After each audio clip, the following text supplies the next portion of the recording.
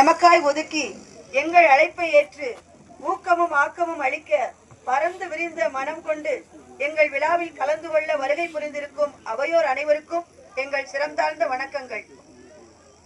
இயற்கை அன்னை நமக்கு தந்த அழகான விலைமதிப்பற்ற இழையாகும். மென்மையும் வலிமையும் ஒருங்கே அமைய பெற்ற இந்த நேர்த்தியான பட்டு இழையில் மருத்துவ குணமும் இணைந்து கொண்டதால் ஜவுளி உலகில் ராணியாய் வலம் வந்து கொண்டிருக்கிறது எமது பட்டு. பட்டென்றால் பட்டென நினைவுக்கு வருவது மல்பரி பட்டே. ஆயினும் வணிக ரீதியாக மல்பரி அல்லாத முக்கிய 3 வகை பட்டில் அஹிம்சா பட்டு என்ற சிறப்பம்சம் கொண்டது எமது எரிப்பட்டே. மானாவாரியிலும் குறைந்த முதலீட்டிலும் கூடுதல் வருமானம் தந்து எங்கள் எரிப்பட்டு விவசாயிகளை பொருளாதார மேம்பாடு அடைய செய்த பெருமையும் இந்த எரிப்பட்டிற்கு உண்டு.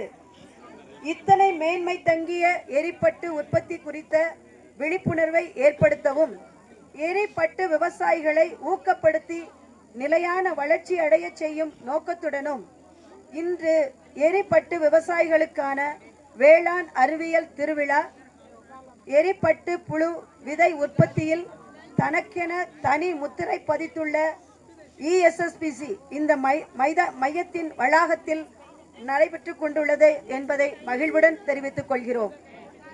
அறிவியல் ஆலோசகர்களையும் விஞ்ஞானிகளையும் பேராசிரியர்களையும் சிறப்பு விருந்தினர்கள் அனைவரையும் மற்றும் இந்தியாவின் வருங்கால மாணவ செல்வங்களையும் விழாவின் உருப்பொருளான பட்டு விவசாய பெருமக்களையும் வாழ்த்தி கௌரவிக்க Sericulture, rural livelihood and scientific innovation and traditional wisdom with the theme Agriculture for Rural Upliftment. When we look at the broader aspect of the sericulture, there are 4 types of silk. They are the mulberry silk, muga silk, eri silk and tasar silk. In this main part, 80% of the sericulture is concentrated on the mulberry silk and about 18 to 20% is on the eri silk and the rest is tasar and muga. So here eri is standing as the second production in all over the country, and in India is the second among the production of the silk when you compare all over the world, and China is the first producer. Now, though 80% is produced by the mulberry silk, eri is having its own position and it is having its own importance also. And eri generally cultivated in the northeastern states, in Assam, Nagaland, Manipur, Meghalaya, and all eri sericulture is there. And they are generally cultivated this eri culture. They are doing the eri silkworm rearing as a food purpose. They are eating the eri pupae, and the silk is a byproduct, and they are once in a while they are selling the silk also. So farmers are mainly concentrating on eri silk cultivation or eri sericulture mainly for the food purpose, and the pupae is having very good nutritional value and is rich in protein. That is why they are eating the eri pupae. But in the southern states we don't have the traditional eating of the silk pupae. So here it is very difficult to establish the eri culture. Still, in some other traditional states like Tamil Nadu, then Gujarat, then Orissa, West Bengal and all, it is slowly coming up. So it will be established after few days when the protein, we all need protein, the protein demand is more, and this will be in future, this will be established in every state. So this is a fact that we are having very good scope in agriculture.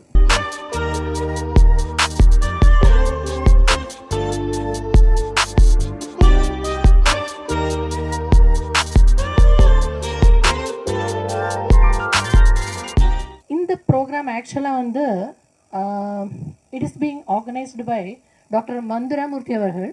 ஆனால் அவர் இன்றைக்கி வர முடியலை. So அவர் வந்து என்னையே பார்க்க சொன்னார். அதனால தான் நானே வந்து கொஞ்சம் உங்கள்கிட்ட எல்லார்ட்டையுமே வந்து பேசிட்டு போகலான்னு வந்தேன். எனக்கு எரிகல்ச்சரை அவ்வளோ இதாக தெரியாட்டாலும் சீடு ப்ரொடக்ஷன் செக்டரில் நான் ஒரு 34 வருஷம் வேலை பண்ணியிருக்கேன் சென்ட்ரல் சில்க் போர்டில். இது வந்து என்னோட 35ஆவது வருஷம் சென்ட்ரல் சில்க் போர்டில் நான் வந்து வேலை பண்ணிட்டு இருக்கிறது. ஆனால் இப்போ வந்து நான் ஒரு டைரக்டராக சென்ட்ரல் சில்க் போர்டு இன்ஸ்டியூட்டில், மைசூர் இன்ஸ்டியூட் நீங்கள் எல்லாருமே கேட்டிருப்பீங்க. ஸோ அந்த இன்ஸ்டியூட்டில் வந்து டைரக்டராக வேலை பண்ணிகிட்ருக்கேன். நம்ம இன்றைக்கி வந்து இந்த ஒரு ஒர்க் ஷாப்பை, இந்த ஒரு கிருஷி மேளா நம்ம எதுக்கு வச்சுருக்கோம்னா, உங்களுக்கு எல்லாருக்குமே தெரியும் எரி பட்டுனா என்னது. மல்பரி பட்டு எல்லாருக்குமே சகஜமாக தெரியும். ஆனால் மல்பரி பட்டு வந்து இப்போது கொஞ்சம் இடத்துல நம்ம போனோம்னா, இது சில்கை வந்து நீங்கள் சில்க் பூப்பா வந்து நீங்கள் அதை கில் பண்ணிவிட்டு நீங்கள் அதுலேருந்து சில்க் ஃபேப்ரிக் எடுக்கிறீங்களா, இந்த சில்க் சாரீ ஃபேப்ரிக்ஸ் எல்லாமே வந்து அது மாதிரி நம்ம பூப்பாவை வந்து நம்ம கில் பண்ணிவிட்டு நம்ம பண்ணுறோம்னா அது வந்து எவ்வளோ வரைக்கும் அது இது. அப்போ அந்த அஹிம்சா சில்க்குன்னு ஒரு பேரில் நம்ம வந்து இப்போது எரிஸ் பட்டை வந்து நம்ம ரொம்ப இதாகிட்டு பொறுமையாக பேசிகிட்டு இருக்கோம். அது நம்ம இங்கே சவுத் இந்தியாவில் நம்ம பார்த்தோம்னா வந்து கேரளா ஆகட்டும், தமிழ்நாடு ஆகட்டும், கர்நாடகா ஆகட்டும், இல்லை ஆந்திர பிரதேஷ் ஆகட்டும், நமக்கு இங்கே எல்லாமே வந்து நிறைய கேஸ்டர் பிளான்ஸ் இருக்குது. அது மாதிரி நமக்கு வந்து டப்பியோக்கா பிளான்ஸும் இருக்குது. நம்ம வந்து இதை ஒன்லி நம்ம வந்து அக்ரிகல்ச்சர் சைடில் தான் நம்ம அதை வந்து யூஸ் பண்ணிகிட்டு இருக்கோமே தவிர, நம்ம இதை எரிப்பட்டுக்கு எதுக்கு யூஸ் பண்ண முடியாது, நம்ம ஏன் இதை யூஸ் பண்ணலை இவ்வளோ வருஷமாக நம்ம வந்து வந்து வந்து வி ஹாவ் டு திங்க். ஆனால் யோசித்து பார்த்தோம்னா இதை வந்து நம்ம இன்டகிரேட் பண்ணி நம்ம கொண்டு போனோம்னா இந்த எரிப்பட்டு எதுக்கு இனி எல்லாருக்குமே தோணலாம் இல்லை. ஏன் நமக்கு எதுக்கு இந்த எரிப்பட்டை பற்றி எதுக்கு இவங்க எல்லாரும் சொல்கிறாங்க, எதுக்கு இதுக்கு ஒரு கிருஷி மேளா வச்சுருக்காங்கன்னு எல்லாருமே நினைப்பேங்க. எரிப்பட்டு எதுக்குன்னா, இதை வந்து நம்ம ஒரு இன்டகிரேட்டடாக நம்ம வந்து கொண்டு போனோம்னா உங்களுக்கு வந்து வேறு எந்த க்ராப்புக்குமே வராத அளவுக்கு உங்களுக்கு வந்து இதுலேருந்து ஈல்டு வரும். அது மாதிரி உங்களுக்கு வந்து நல்ல ஒரு எக்கனாமிக் ரிட்டர்ன்ஸ் கூட உங்களுக்கு கிடைக்கும். நம்ம வந்து இப்போ பார்த்தோம்னா ஒரு 100 முட்டைக்கு வந்து நம்ம எவ்வளோ ரேட்டு கொடுக்குறோம், எவ்வளவு ரேட்டு போகிறது எரி முட்டை? யாராவது ஃபார்மர் சொல்ல முடியுமா? எவ்வளோ எரி முட்டைக்கு வந்து எவ்வளோ காசு கொடுக்குறீங்க நீங்கள் கொடுத்து வாங்கும்போது? அவ்வளவுதான். ஆனால் உங்களுக்கு வந்து எவ்வளோ கிலோ வருது 100 முட்டைக்கு? 100 கிலோ எடுக்கிறீங்க. Very good, congratulations. எல்லாரும் நல்ல ஒரு கிளாப் கொடுங்க. ஆவரேஜாக ஒரு 70 to 80 kgs வந்தால் கூட எக்ஸலண்ட் ஃபார்மர்ஸ்னு சொல்லுவோம். என்னன்னா எரி வந்து ரொம்ப கஷ்டம். என்னன்னா அது இன்னும் பாப்புலரைஸ் ஆகலை நம்ம இந்த சவுத் இந்தியாவில். ஒன்லி நம்ம வந்து எங்கே பார்த்தோம்னாலும் ஒன்லி நமக்கு வந்து நார்த் ஈஸ்ட் சொல்லுவோம், நம்ம வந்து ஆசாம் அந்த பக்கம்லாம் தான் எரி நல்ல கல்ச்சர் ஆகிட்டு இருக்கு. ஆனால் நம்ம இங்கே நம்ம வந்து எரி கல்ச்சரை நல்லா பண்ணிட்டு வரலாம். ஏன்னா நமக்கு இங்கே நிறைய கேஸ்டர் பிளான்ஸ், டப்பியோக்கா பிளான்ஸ் எல்லாமே இருக்கு. நம்ம இதோட இப்போ நீங்கள் சொன்ன மாதிரி 100 முட்டைக்குன்னு உங்களுக்கு வந்து ஒரு 100 kg வந்ததுன்னா ஈஸியாக உங்களுக்கு வந்துட்டு ஒரு வருஷத்தில் 1 lakh rupees ஒரு கிராப்புக்கு நீங்கள் எடுத்துகிட்டு போயிட்டே இருக்கலாம். அதே நீங்கள் வந்து இப்போது தக்காளி எடுத்தாலும் சரி, இல்லை வெங்காயம் எடுத்தாலும் சரி, அது ஒரு சீசனில் தான் இருக்கும். அதோட அந்த என்ன ப்ரைஸ் ஃப்ளக்சுவேஷன் ரொம்ப ஜாஸ்தி இருக்கும்.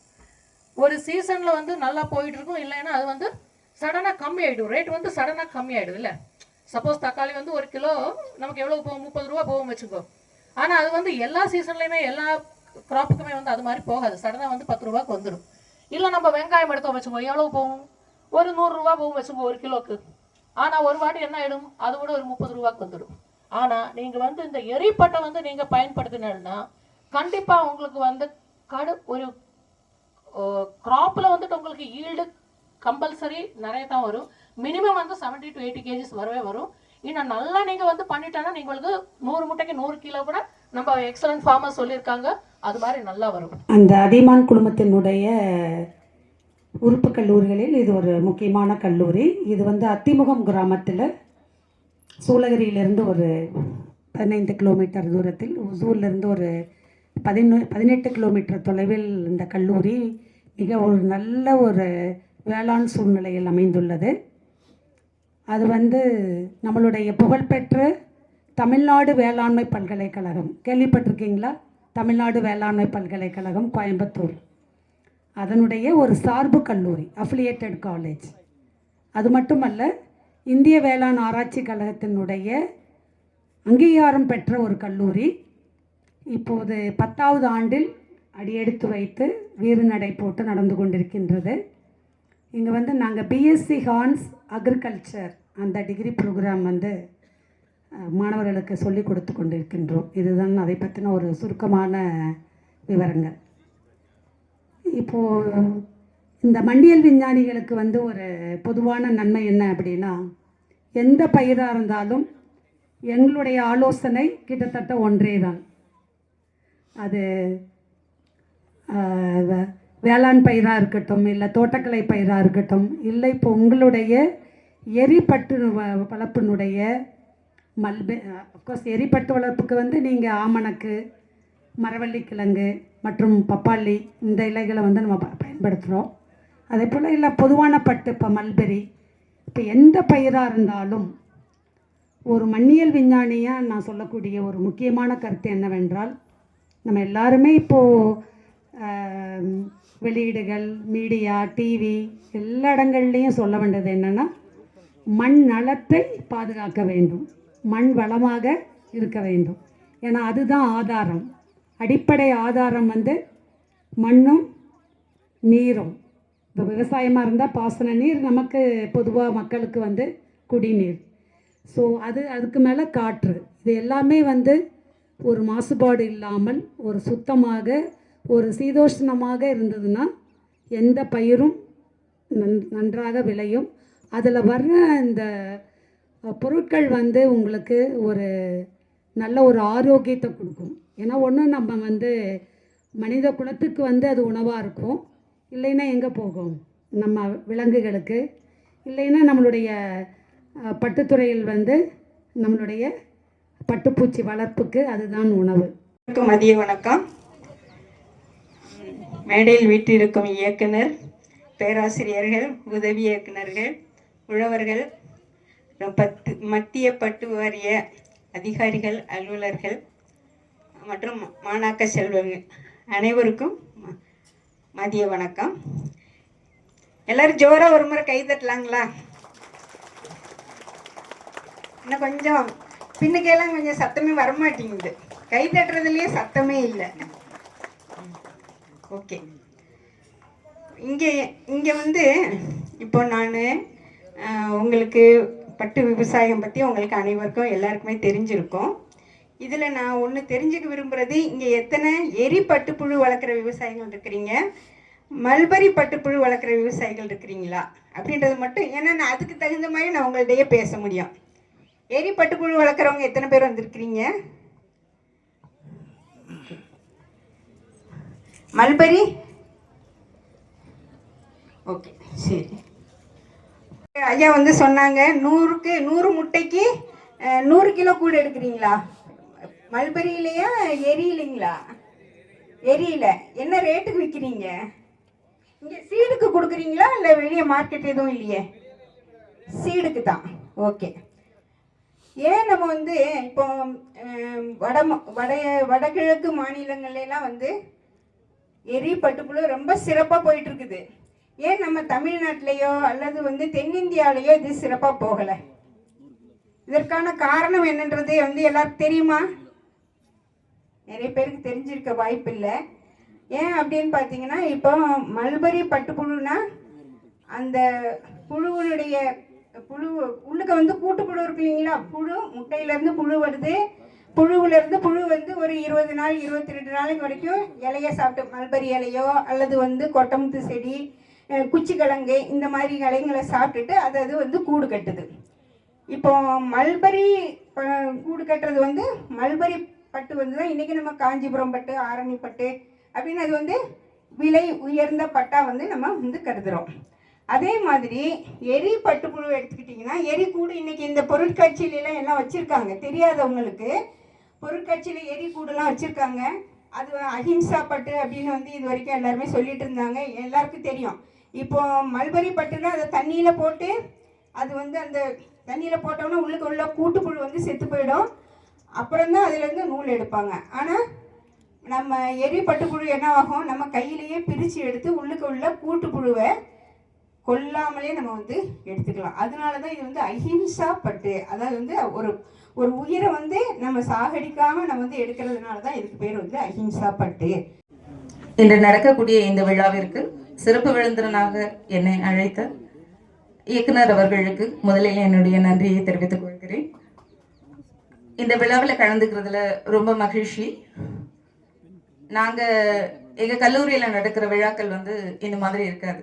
ஸோ இது ஃபுல்லாகவே வந்து டிஃப்ரெண்ட்டாக இருக்குது. இங்கே காலையில் வந்து இந்த எக்ஸிபிஷனை பார்க்குறப்ப தான் நமக்கு நிறைய தெரியுது. இந்த அமைதிப்பட்டுங்கிறது என்ன, அதுலேருந்து வரக்கூடிய பை ப்ராடக்ட்ஸ், இது எல்லாமே இன்றைக்கி நாங்கள் அங்கே இந்த எக்ஸிபிஷனில் பார்த்தோம். எக்ஸிபிஷன் நான் போகிறப்ப பார்த்தீங்கன்னா நிறைய ஸ்டூடெண்ட்ஸ் வந்திருந்தாங்க ஸ்கூல்ஸில். ஸோ அவங்களுக்கு எல்லாம் வந்து இது ரொம்ப சந்தோஷமான புதிதாக ஒரு விஷயங்களை அவங்க கற்றுக் கொடுக்கக்கூடியதாக இந்த நிகழ்வு அவங்களுக்கு அமைஞ்சிருக்கும்னு நினைக்கிறேன். எல்லா விவசாயிகளுங்க ஏதோ 2 காசு வந்ததுன்னா போதுன்னு நினைக்கிறாங்க. இப்போ நம்ம எல்லாமே ஒரு தொழில் பண்ணிட்டு இருக்கிறோம்.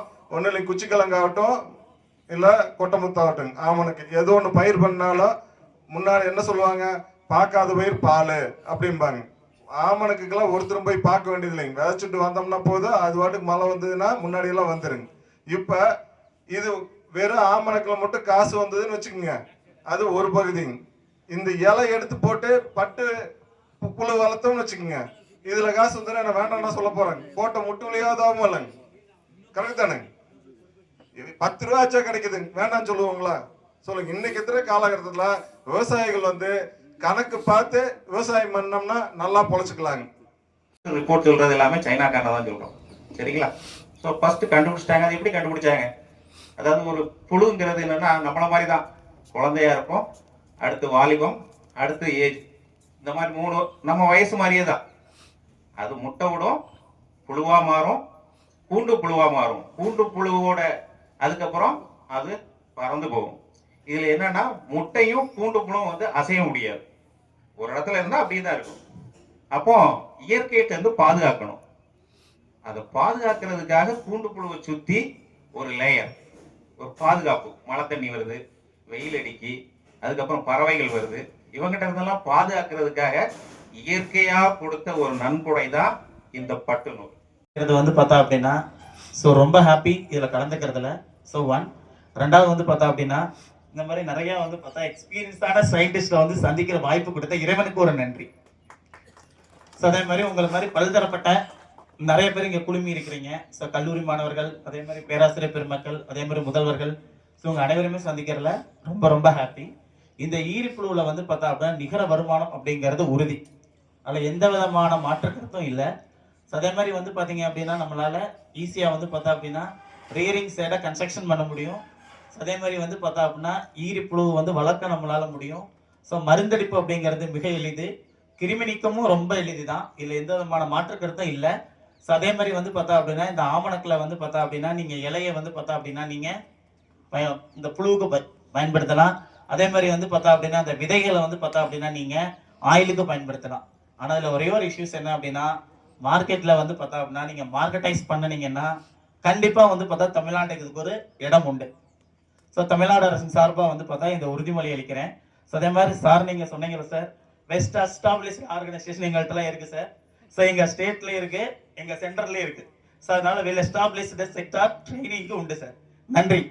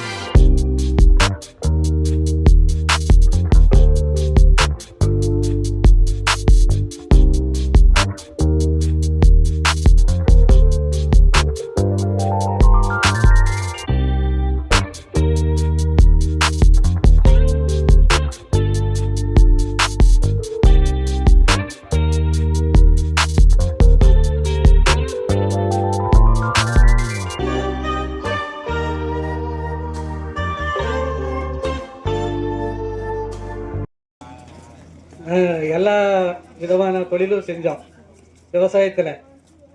ஆனால் முதலே இல்லாமல் செய்கிற தொழிலன்னா இந்த எரிப்பட்டு தான். மல்பரியும் செஞ்சுருக்கோம், தக்காளி மற்ற காய்கறி விவசாயம் எல்லாமே நிறைய விவசாயம் செஞ்சுருக்கோம். ஆனால் முதல்ல இல்லாமல் ரொம்ப செலவே இல்லாமல் செஞ்ச விவசாயம்னா எரி தான். இதில் வந்து நல்ல வருமானம் எடுத்திருக்கோம். 8 வருஷமாக நான் செஞ்சுட்டு வரேன். ஒரு கிராப் கூட எங்களுக்கு வந்து ஃபெயிலர் ஆகலை. அந்த அளவுக்கு முட்டையும் தயாரித்து கொடுக்குறாங்க. நமக்கு எல்லா விதமான சலுகையும் செஞ்சு கொடுக்குறாங்க. ஒவ்வொரு டைமும் எங்களை நல்லா கவனிச்சுட்டு வர்றாங்க. முட்டை கொடுக்குறதுலேருந்து அது கூண்டு வர்ற வரைக்கும், மறுபடியும் கூண்டு கொண்டு வந்தோன்னா எந்த டைமில் கொடுக்கணும் என்னன்றதை எல்லாத்தையும் நல்லா விளக்கி சொல்லி எங்களுக்கு செஞ்சு தர்றாங்க. ஆனால் எல்லா விவசாயிகளும் இதை பயன்படுத்தி நாங்கள் என்ன விவசாயம் செஞ்சாலும் துணையில் இது செஞ்சோன்னா கண்டிப்பாக இதில் தான் நல்ல லாபம். ஆனால் எல்லாம் செஞ்சு பயன்பெறுமாறு ಕೇಳ್ಕೊಳ್கிறேன். ನಾವು ಇದು ಉಳ್ಳಾಗಡ್ಡಿಗೆ 5 ವರ್ಷ ಆಯಿತು. ರೇಷ್ಮೆ ಹಳ್ಳಿಗಿಡದ ಉಳ್ಳಾಗಡ್ಡಿಗೆ 5 ವರ್ಷದಿಂದ ಅಂದರೆ ಅವ್ರು ಕೊಡೋದು 50 ಮಟ್ಟೆ 40 ಮಟ್ಟೆ ಕೊಡ್ತಾ ಅಂತ ಬಿಡಿಕೊಳ್ಳಿ. 50-40 ಮಟ್ಟೆ ಇದು ಏನು ಕಮ್ಮಿ ಆಯ್ತಲ್ಲ, ನಾವು ಹೆಂಗೆ ಬೇಯಿಸೋದು, ನಾವೇನು ಲಾಭ ಬರ್ತದೆ ಅಂತ ನಮ್ಮ ಮನಸ್ಸಿಗೆ ಕಾಣ್ಬೋದು. ಅದೇ ರೇಷ್ಮೆ ಗಡ್ಡಿ ಮಟ್ಟೆ ಬಂದು ಇದು 50 ಮಟ್ಟೆಗೆ ಅದು 70 ಮಟ್ಟೆ ಬೇಯಿಸಬೇಕು. 50 ಮಟ್ಟೆ ಬೇಯಿಸೋಕ್ಕಾದ್ರೆ ಅದು 70 ಬೇಯಿಸಬೇಕು. ಯಾಕಂದರೆ 50 ಮಟ್ಟೆಗೆ 55 kg ತೆಗೆದಿದ್ದೀವಿ ನಾವು. 50 ಮಟ್ಟೆಗೆ 55 kg ತೆಗಿತೀವಿ ನಾವು. ಅದು 300-320 ನಾವು ಕೊಟ್ಟಿದ್ದೀವಿ ನಾವು ಅದನ್ನು. ಇದು 700 ರೂಪಾಯಿ ಇದ್ದರೆ ಎಷ್ಟು kg ಆಯ್ತದೆ? ಇದು 100 ಮಟ್ಟೆ ಲೆಕ್ಕ ಬರ್ತದೆ. ರೇಷ್ಮೆ ಗಡ್ಡಿದು 100 ಮಟ್ಟೆ ಲೆಕ್ಕ ಬರ್ತದೆ. ಇದು ನಾನು 5 ವರ್ಷ ಮೇಯಿಸ್ತಾ ಇದ್ದೀನಿ. ಈ ಹಳ್ಳಿಗಿಡದಲ್ಲಿ ಒಳ್ಳೆ ಲಾಭ ಇದೆ ನಮಗೆ. ಅದೇ ರೇಷ್ಮೆ ಗಡ್ಡಿ ಇದು 50 ಮಟ್ಟೆ ತಗೋಬೇಕಂದ್ರೆ 3000 ಕಾಸು ಕಟ್ಟಬೇಕು. ಇದು 50 ಮಟ್ಟೆಗೆ 300 ರೂಪಾಯಿ ಕಾಸು ಆಯ್ತದೆ. ಅದಕ್ಕೆ ಇದಕ್ಕೂ ಸಾನೇ ಡಿಫ್ರೆನ್ಸ್ ಆಯ್ತದೆ. ಕಮ್ಮಿ ನೋಡಿದ್ರೆ ಕಮ್ಮಿ ಅನ್ಬೋದು, ಆದರೆ ಇದು ಉಳಿತಾಯ ಚೆನ್ನಾಗಾಯ್ತದೆ. ರೈತರಿಗೆ ಒಳ್ಳೆ ಸೌಲಭ್ಯ ಐತೆ. ಇದು ಅದು 3 ವರ್ಷದಿಂದ ಈ ಡಿಪಾರ್ಟ್ಮೆಂಟಲ್ಲಿ ಅವರು ಕೊಡೋ ಹುಳ ನಮಗೆ ಯಾವುದು ಪ್ರಾಬ್ಲಮ್ ಬರಲಿಲ್ಲ. ನಮ್ಗಿದೆ ಔಷಧಿ ಚೆನ್ನಾಗದೆ. ಇನ್ನು ಮುಂದಕ್ಕೆ ಸಾರುಗಳನ್ನ ನಮಸ್ತೆ ಮಾಡಿ ಕೇಳ್ಕೊತಾ ಇದ್ದೀವಿ. ಮೊಟ್ಟೆ ಹೆಚ್ಚಿಗೆ ಕೊಡಿ, ನಮಗೆ ಸೌಲಭ್ಯ ಮಾಡಿ, ಇರೋದು ನಮಗೆ ಸ್ವಲ್ಪ ಹೆಲ್ಪ್ ಮಾಡಿ ಅಂತ ನಾವು ಕೇಳ್ಕೊತಾ ಇದ್ದೀವಿ. ಸರ್ ನಮಗೆ ಎಲ್ಲ ಸೇರಿ ಹೆಲ್ಪ್ ಮಾಡಬೇಕು. ನಮಸ್ಕಾರ ಸರ್, ನಮಸ್ತೆ. ಕನ್ನಡ ನಾವು 2 ವರ್ಷದಿಂದ ಬೆಳೀತಾ ಇದ್ದೀವಿ. 40 ಮೊಟ್ಟೆ ತಗೋಯ್ತೀವಿ. 40 ಮೊಟ್ಟೆಗೆ 40 kg ಬೆಳೀತಾ ಇದ್ದೀವಿ. ಚೆನ್ನಾಗಿ ಇಳುವರಿ ತಗೊಂಡು ಚೆನ್ನಾಗಿ ಬೆಳೀತಾ ಇದ್ದೀವಿ. ನಮ್ಗೆ ಇನ್ನೂ ಹೆಚ್ಚಿನ ಸೌಲಭ್ಯ ಕೊಟ್ಟು ಹೆಚ್ಚಾಗಿ ಮೊಟ್ಟೆ ಕೊಡ್ಬೇಕು ಅಂತ ಕೇಳ್ಕೊತೀವಿ. On behalf of the Ari Silcom Seed Production Center, ESSPC Hosur, I consider it as a great honor to deliver a vote of thanks on this occasion. Firstly, we are deeply honored by the gracious presence of our guest, Dr. P. Deepa, Director, CSRTI Mysore. We sincerely thank you, ma'am, for your valuable time and also for sharing inspiring insights with us. Also, I would like to extend my heartfelt gratitude to Dr. N. Dahira Bibi, ma'am, for her presence and for all the cooperation to this event. Further, I would like to extend profound gratitude to all our esteemed guests of honor, Dr. R. Shanti, Dr. V. Bhaskaran sir, Dr. Karuna Didi ma'am, Dr. N. Murugan sir, and also Shri A. Abdul Farag sir, for their presence and also for their valuable guidance and support for making this event more successful.